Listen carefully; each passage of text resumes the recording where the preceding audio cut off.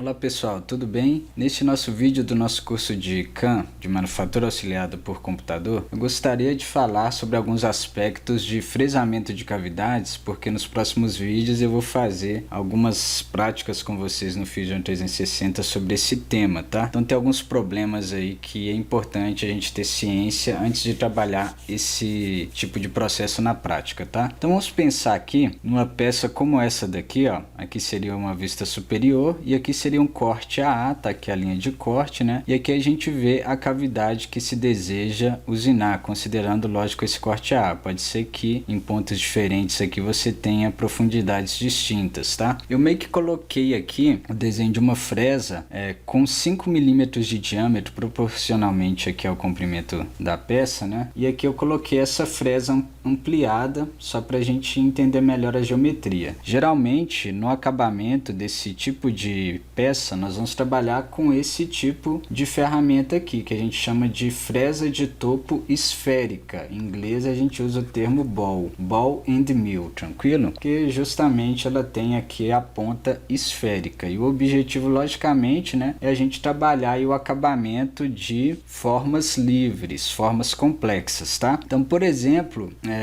nessa cavidade aqui, considerando uma fresa com esse diâmetro aqui, a gente teria diversos desafios para chegar nessa geometria final. Lógico que no desbaste, ou seja, para remoção de material, antes de chegar na etapa de acabamento, é interessante nós trabalharmos com fresas de diâmetro maior, tá? Para conseguir remover mais material em menor tempo. Porém, no final, para conseguir um bom acabamento, daqui a pouco eu vou detalhar melhor porque, né, que a gente consegue um acabamento melhor quando a gente tem um diâmetro menor, né? É importante a gente diminuir o diâmetro. A gente tem um problema o seguinte: quando a gente está trabalhando esse tipo de tarefa aqui, se eu pegar essa ferramenta aqui, ó, e tentar chegar com ela aqui até no fundo dessa cavidade aqui no cantinho a gente vai ver que a gente vai ter um problema aqui, ó, de colisão do porta-ferramenta, que seria essa parte aqui, ó, que eu fixo a ferramenta, né? Pode ser uma pinça, pode ser um mandril hidráulico que vai lá no nosso spindle da máquina, né? A gente vê nesse caso aqui, ó, que eu não consigo chegar com a ferramenta até o final aqui, porque o meu porta-ferramenta está colidindo aqui com o canto, tranquilo? Então esse é um probleminha aí que vai exigir que nós tenhamos um comprimento em balanço alto. O que seria o comprimento em balanço? Seria a medida do comprimento livre da nossa ferramenta, que nesse caso aqui, ó, eu coloquei como sendo igual a 20 milímetros, né? Então, para uma fresa de 5 milímetros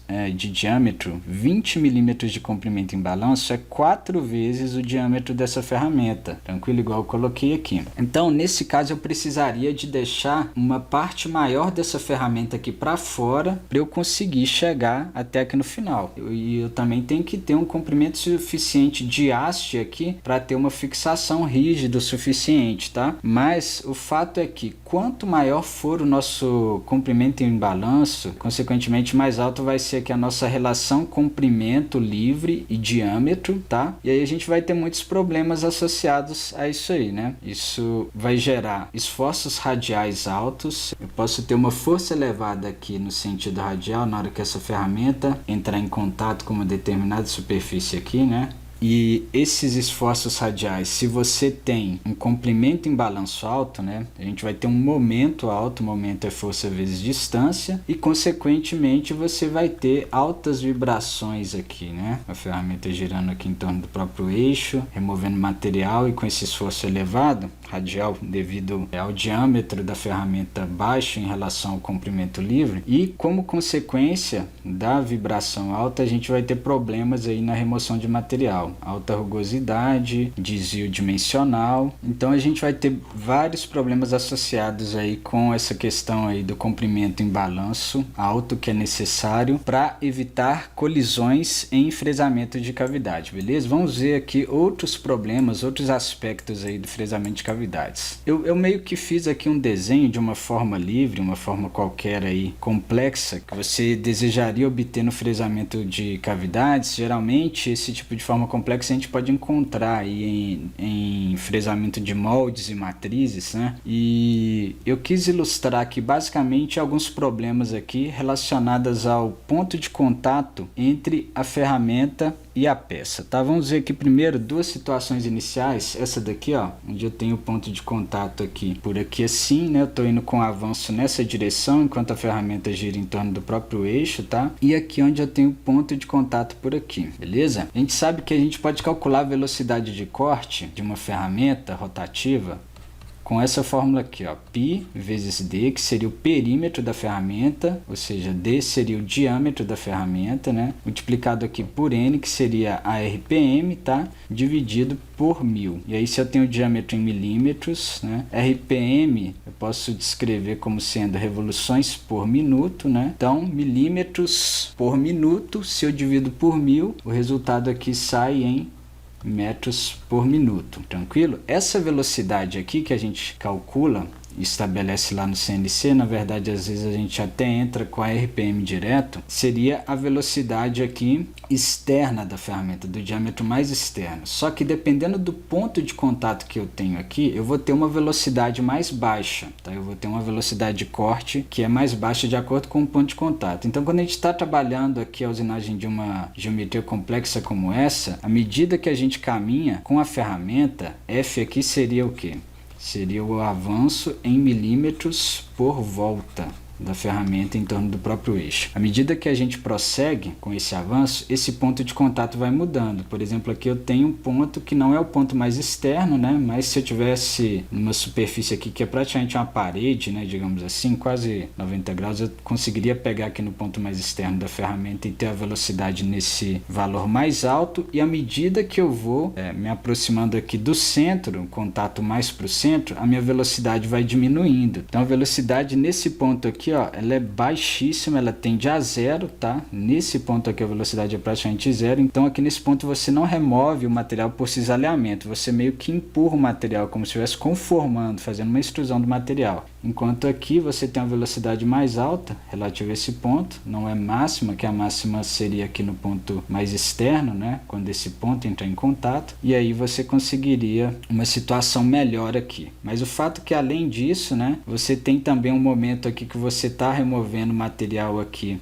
num sentido de corte, e às vezes quando você estiver com a ferramenta descendo aqui embaixo, ela vai estar removendo material com a parte de trás. Então o mecanismo de remoção de material também muda por causa desse aspecto, dependendo se você estiver subindo ou descendo, tá? A rampa. Tem também todas aquelas questões que eu já discuti lá, né? De comprimento em balanço, né? Vibrações e por aí vai. E aí, dependendo da geometria que você estiver usinando, é importante saber aqui também da questão da escolha do diâmetro ideal para usinar aquela geometria. Por exemplo, nesse caso aqui, ó, eu não consigo penetrar essa superfície aqui com esse diâmetro, né? O raio da minha ferramenta tem que ser menor que o raio da superfície que eu quero entrar ali, tranquilo? Senão você não consegue dar acabamento naquela região e vai ter um resultado final, uma geometria final que é diferente daquilo que foi projetado. Então vamos continuar aqui e vamos pensar aqui na questão do acabamento.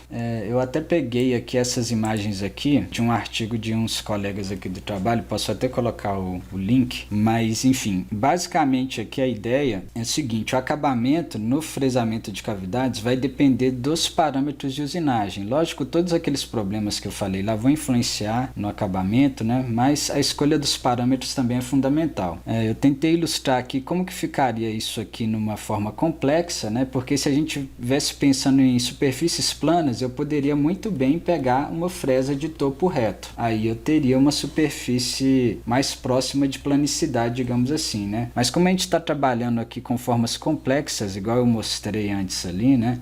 Geralmente a gente vai ter que trabalhar com essa questão aqui do acabamento, que vai depender dos parâmetros, né? Do avanço, da penetração radial. O avanço eu já disse que é em milímetros por volta, né?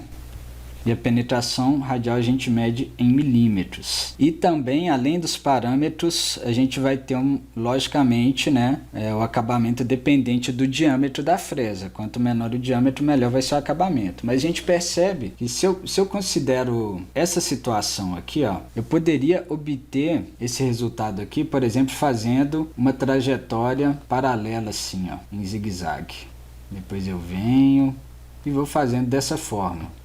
Colocar aqui uma seta aqui inicial, né? E aqui onde a gente está saindo. E aí a gente vai obter um acabamento talvez parecido com esse. Se a gente olhar daqui, ó, esse acabamento, ele vai depender aqui da distância entre os passes laterais, tá? Quanto maior for a penetração radial aqui, pior vai ser o acabamento. Então aqui eu tenho um AE maior, eu tenho uma rugosidade mais alta nesse sentido lateral, tá? Aqui eu tenho um AE mais baixo, né? Então eu tenho um acabamento um pouco melhor. E da mesma forma, né, o avanço também, tanto que o avanço por volta, a gente consegue ver aqui, né, essa medida, tanto que o avanço por volta também vai definir uma rugosidade aqui no sentido de avanço, né? Então eu tenho a rugosidade nos dois sentidos. E aqui, se a gente considerar aqui, por exemplo, uma superfície mais complexa, né, a ferramenta descendo essa superfície, essa rampa aqui nesse sentido de avanço aqui, eu tentei ilustrar aqui essa região aqui como sendo o sobremetal que nós desejamos remover no acabamento, tá? E aqui mais claro a parte que a ferramenta já passou, né? E aqui seria a marca deixada pela ferramenta, ou seja, essa região aqui que está com esse material que não foi removido, ele não foi removido justamente pelos parâmetros ajustados. Aqui eu estou pensando mais no avanço, né? Mas se eu conseguisse ilustrar isso em 3 dimensões, a gente conseguiria ver também a distância entre os passes laterais para entender o efeito do AE, da penetração radial. Mas de qualquer forma dá uma ideia para a gente do problema que a gente tem, né? De acabamento, e esse problema de acabamento a gente vai tentar minimizar a partir da escolha da penetração radial, do avanço e também do diâmetro da ferramenta, tá? E logicamente que o acabamento, dependendo da superfície que você está trabalhando e do nível de qualidade que você deseja, vai ser geralmente uma operação mais demorada aí nesse tipo de tarefa, que é o fresamento de cavidades, tá? Então basicamente é isso, né? Nesse vídeo, além dessa questão dos parâmetros, nós discutimos também os problemas aí de comprimento em balanço elevado, que vai geralmente ocasionar uma alta relação comprimento-diâmetro, tá? Realmente a gente pode até encontrar no mercado ferramentas que tem uma haste maior e tem uma ponta com o diâmetro que você precisa, né? Essa haste maior geralmente ela vai viabilizar ali que você tenha uma deflexão menor da ferramenta, menos vibrações, né? E aí você tem o diâmetro necessário e a ponta esférica ali para dar um bom acabamento, beleza? E você tem uma haste mais robusta. Mas enfim, em muitas situações o comprimento em balanço pode ser um problema aí que vai levar a deflexão, vibrações, né? Devido à força radial alta associada com alto comprimento em balanço. Nós discutimos também a questão do ponto de contato, a variação na velocidade de corte, né? No fresamento de cavidades, de acordo com o ponto de contato, e também agora esse problema aqui do acabamento em relação aos parâmetros avanço e penetração radial. E nos próximos vídeos nós já vamos começar aí a fazer alguns exemplos no CAM, no Fusion 360 de fresamento de cavidades. Então por hoje é só. Se você gostou desse vídeo, deixe seu like, se inscreva no nosso canal e ative as notificações. Muito obrigado!